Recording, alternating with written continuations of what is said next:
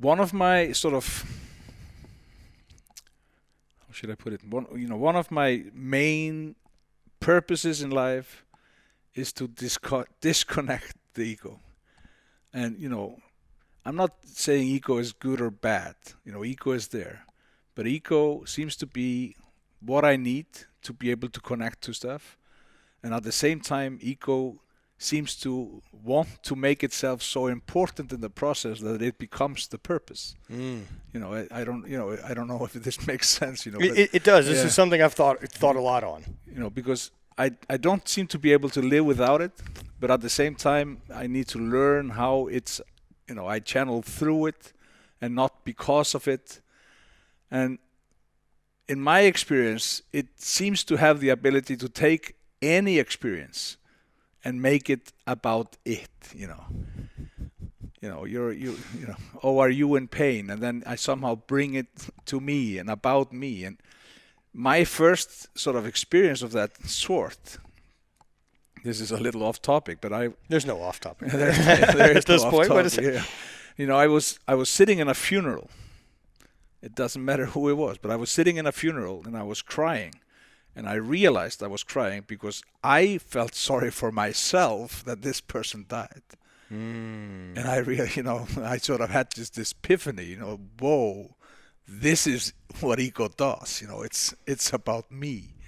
Somebody just, actually died of old age, and it's a healthy way to go in that sense. Probably, what all of us would fantasize about. Just sort of being happy with, life is done, and you've done well, and you're gone. But I was crying because I felt sad that I wouldn't have, that connection anymore. And in a way, I'm not saying it's a bad feeling, I'm just saying that I felt it was interesting that the ego made it to be about it, about me, instead of the person that I was saying goodbye to. And ever since then, again and again and again, I've gotten to a places somewhere where I sort of have this epiphany again. Oh no, yeah, no, it's interesting when you get better at catching it, right? And you're like, there you are. Oh, absolutely. And it's there like, you are. I love you, but I don't need you. Yeah. It's like, I think for the ego, I think a lot of people, searching for, let's just call it enlightenment, want to get rid of it. Yeah. And I don't believe that I agree. Works. It doesn't for me. Yeah. I'll say that. For me, there's two sides of that coin. And there's the side of my ego that wants to hide and protect insecurities, and it wants to be right, and it wants to be thought of in the light that I want to be viewed as. Yeah.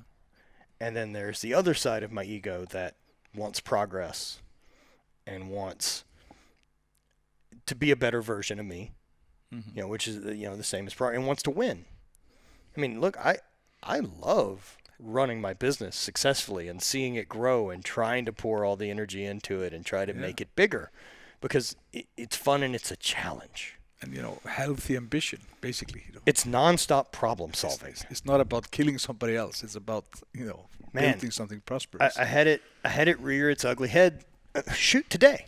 Yeah. So one of the guys that I had on the podcast recently, George Bryant, he's coming to St. Louis to work with us to look at my businesses and talk with us and look at plans and strategy and what we can do to scale and grow and make it to the next level. Okay. And, he sent me over a list of things to kind of have in order.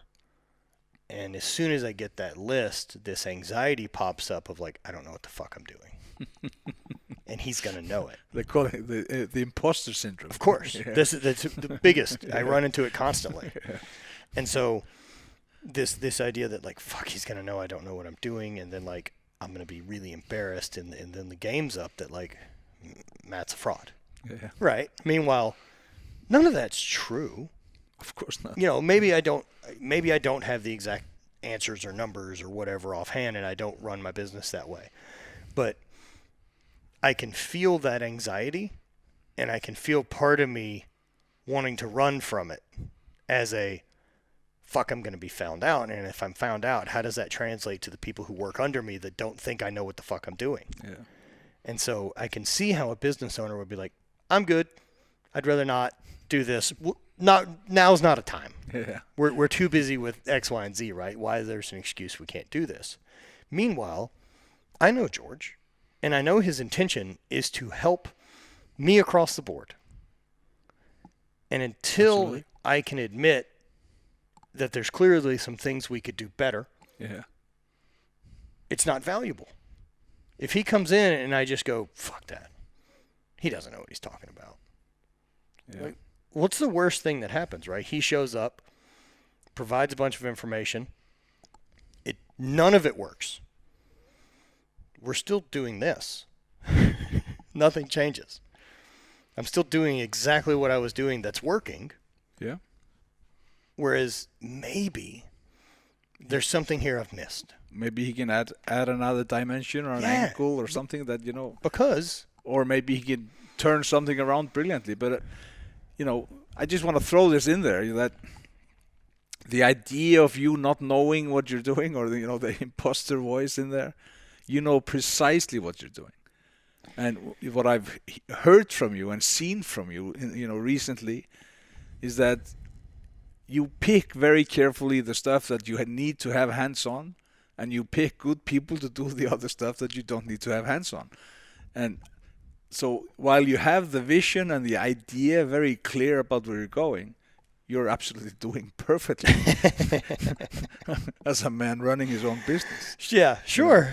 I don't always feel it. No. I have days that I do and days I don't. But it's, an entrepreneur that gets stuck in accounting dies. And his business dies too.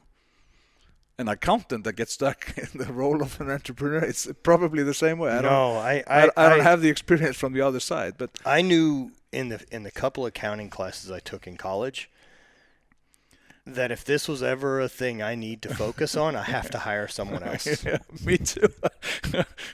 I had the exact. Even my teacher. This is one of the first things I need to hire as soon as I can afford it, so that I don't have to think about the taxes, the write-offs, all of that complicated thing that even still getting emails from my accountant about stuff, I feel like I'm in trouble. Yeah. Like I've failed a test that someone's going to call and be like, IRS is coming. And it's like, yeah. And that's never, they work for me. Yeah. They want to help. Like, why wouldn't I let them? Yeah. Fascinating that we'll do that, right? That we'll shut this door. My imposter syndrome works precisely the same way. I have this feeling that I need to know everything. That if I don't know everything, then I'm lying or faking it. Yeah. Nobody knows everything. That. Well, as soon as you know everything, you can't learn anything new. Well, you're probably pretty limited already by then. It's sort of, yeah. It's funny, right? Because I would say I was more confident in what I knew probably in my early 30s or late 20s. Oh, yeah. And now I know a lot more shit. Yeah. But I'm now aware of how much I don't know. And so more aware of. Yes. Right. Whereas before, this ego and confidence of I have it figured out. 16-year-old me simply knew the answer. Of course. Of course. It was just, there was no doubt. It was just, it's like that. Yeah.